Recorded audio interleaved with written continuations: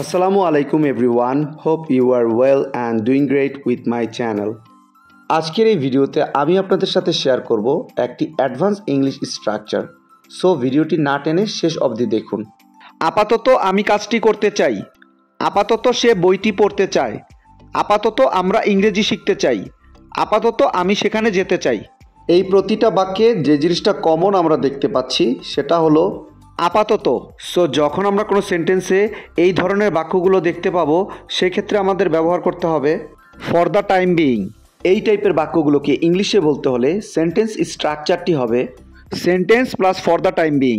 চলুন তাহলে এই স্ট্রাকচারটি দিয়ে এক্সাম্পলগুলি দেখা যাক। আপাতত আমি কাজটি করতে চাই। I want to do the work for the time being. I want to do the work for the time being. আপাতত সে বইটি পড়তে চায়। He wants to read the book for the time being. He wants to read the book for the time being. আপাতত আমরা ইংরেজি শিখতে চাই। We want to learn English for the time being. We want to learn English for the time being. আপাতত আমি সেখানে যেতে চাই।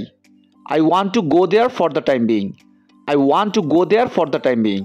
I hope এই স্ট্রাকচারটা আপনারা ভালোভাবে বুঝতে পেরেছেন। Now it's your turn.